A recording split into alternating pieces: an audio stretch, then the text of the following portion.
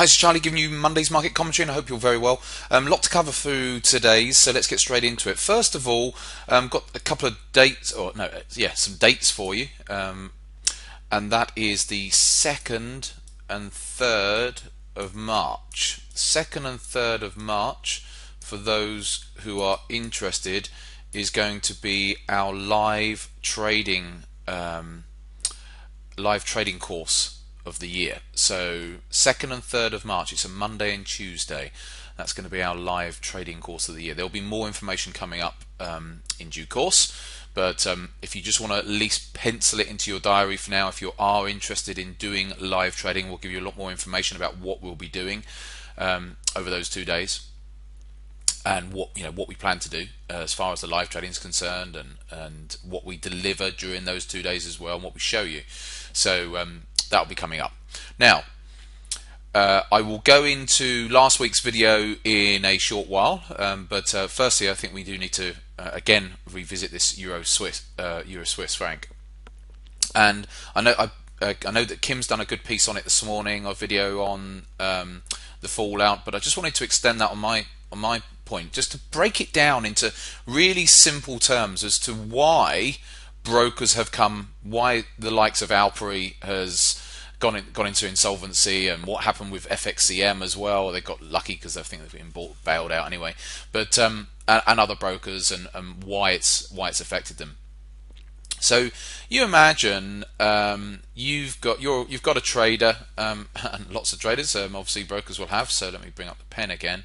So, and you've got, even let's say you've got a trader with, for argument's sake, let's make this really simple, £1,000 in their trading account. And I'm going to break this down as to why this has become a problem for brokers, and why they owe their liquidity providers all of this money, which is effectively, with the likes of the Alperi, sent them to the wall in that regard. You've got a client with £1,000 in their trading account, and they're trading the Swiss franc. Now, let's put this into perspective. I've got this on an hourly chart, and as we can see here, obviously it was always, the floor was around about 120. And we can see that there's this massive gap down. So people say, well, why was I not filled when my stop loss was in? So let's say someone's traded and they've got a stop loss, and they were willing to risk £50 on their account, for argument's sake. I'm making this really simplistic. Don't have a go at me, because that's 5% of the account or anything like that. People do this all the time. Anyway, so and you can see why, just by looking at this chart, people weren't stopped out at their levels, and why people had their entire accounts blown out, because we can see that from 120, it says on here down, it opened back at about 104, but it was actually less than that. I think this has been retrospectively priced, so it was actually about 102. So it was about 1,800 points, the initial drop, right? Okay, so we got 1,800 points, the initial drop. So if we've got 1,800 divided by 50, so that's 36 times. So he's got, let's assume he's got a 50-point stop as well. He's risking £50, and it's a 50-point stop. So he's got a 50-point stop. He's not been stopped out there. The trader's been stopped out for 1,800 points down here, and so that's 36 times what he was actually willing to risk. Well, £50 times 36 comes out at £1,800. So he's not only blown his account out, but it's actually more than that. And no one could have predicted this. No one really predicted, obviously, what happened here. So the brokers didn't know, the banks didn't know, and so what's happened is usually when you're in a trade, you get close to your, if you're in a trade and you're down a long way, and let's say you're down £900, your broker will issue a margin call at, for argument's sake, £800 or something like that, to protect the rest of your capital, so that you can't exceed the capital that's in your account, on most accounts anyway. So they'll do something like that. But on this, because it just shocked and surprised everyone so much, they didn't have a chance to. So you imagine you're down £1,800, and there's nothing that anyone could have done about it. So not only have you lost everything, all the capital that's in your account, plus you owe the broker £800, and it's this which is what's cost the brokers, because now you've got brokers out there with lots of clients who have lost way more than what was in their accounts, and now owe the brokers this excess. And this is why you're hearing of the likes of Alperi I don't know. I can't remember how much it was now. With Alpri, they're down, and FXEM 225 million because of all these clients' accounts that lost all of this extra surplus cash, which they're just not going to be able to get it back from the clients. It's sad to hear, but I've just had an email come through from a client this morning, and it's really, really sad. I'll actually bring it up just so that you can understand. I'm going to take the client's details off before I do anything, but let me just bear with me. And this client's just emailed in. Oh, it's not showing it. There we go. I was trying to bring the email. Hold on. We'll do this. I'll turn the pen off, then I'll show it. There we go. So it's a guy called Andy. And Andy, I'm sure you don't mind me showing this. It's obviously no other information on there. He's not going to be buying anything from us. I think that was in relation to our last sale. I just got hit on the recent SMB move to remove the Euro Swiss floor. I've lost all of my savings and now owe IG index nearly 50,000. I mean, that's typical of what I've just been talking about here, of traders all over the place who have been hit there, and so it is really sad, and there's nothing that Kim and I know of that we could do to help anyone. It's just an unprecedented move, really. And I mean, what it also means is that other central banks who peg their currencies, who's going to trust them now? I think it's there is a couple of others out there, and you're just not going to want to trade those currencies, are you? So I do really feel for you, Andy, and I'm terribly sorry about your situation there and what's happened. But that's the reality of what's actually happened across the board here. Now, I just hope that Andy can walk away from that 50,000 and he doesn't have to pay IG. So, which I'm hoping that he'll be able to get away with that, like a lot of clients, and IG will have to write off those debts. So, excuse me. But that's what's happening to the brokers, and that's why all these brokers, like I said, lots of those £800 or all these amounts add up, and that's why the brokers are in all these debts, because they owe that money to their liquidity providers, the banks. And so if the brokers can't pay up, hello, the broker goes to the wall. So, but for a lot of the spread bettors, it's not the same, because they match trades within the clients, within their book. So a lot of the spread bettors actually are less affected than the FX brokers, who might also be spread bettors, like Alperi was, but it was also FX. Same with IG markets, and same with FXCM. So they but on the spread betting side, because what happens a lot of the time with spread bettors, let me bring out the pen again, is that you've got client A and client B, and client A wants to buy the Swissy and client B wants to sell. They're sort of matched up. So a lot of the time, the spread bettors just match up clients amongst themselves. So and so the spread bettor actually isn't always taking the other side of your trade. So the spread bettors, the out-and-out spread bettors, such as ETX, are less likely to be affected by this, because they're just better hedged against this sort of thing. So, and a lot of them don't have the same number of clients who are trading the likes of the Swissy anyway.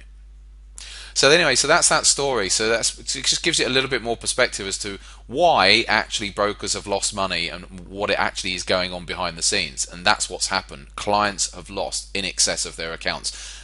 Nothing to do with stop losses or anything like that. It's just unprecedented because of that. Now, the currencies that we trade normally, they're not intervened. They don't have pegs on them. The euro, dollar, the main currencies that we trade, the pound, dollar, the majors.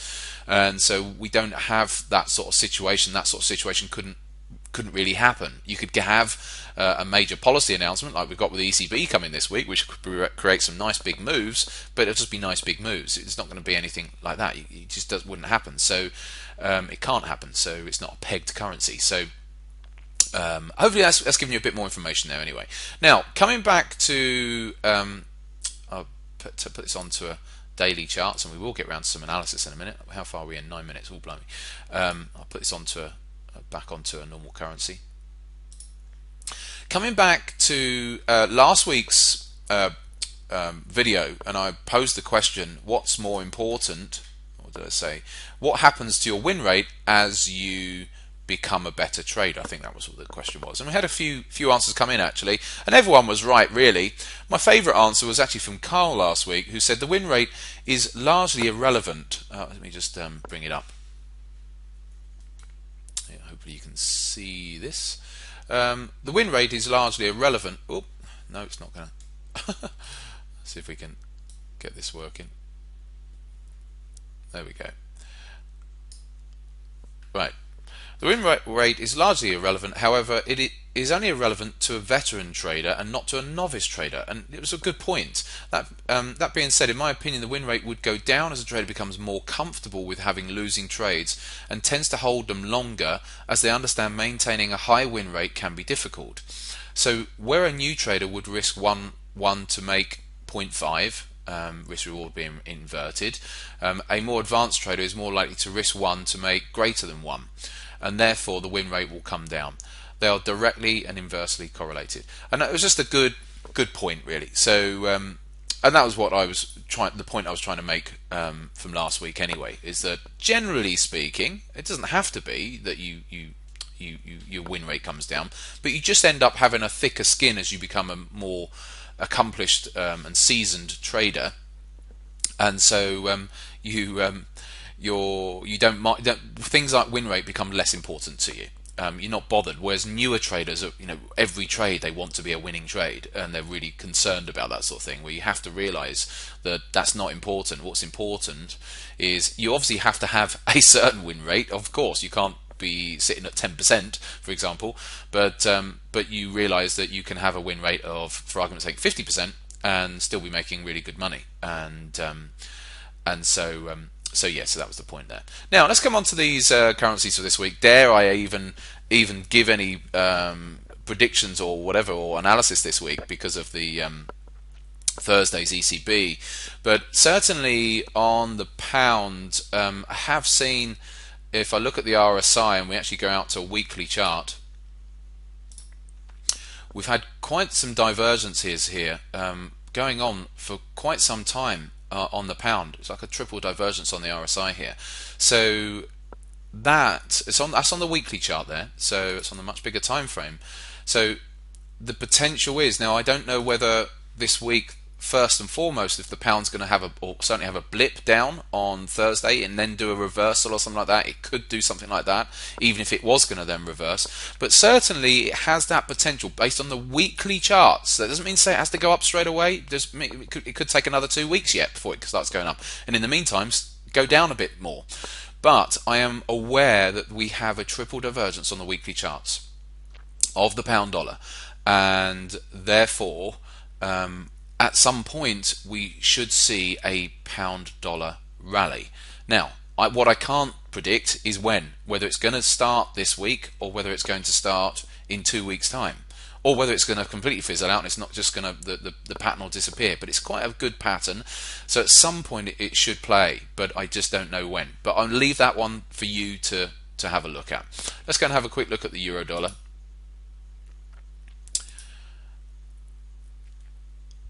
And it's another daily chart of the euro. So again with the euro, I think it's a really it's almost too tough to call with the euro dollar as regards to what's going to happen.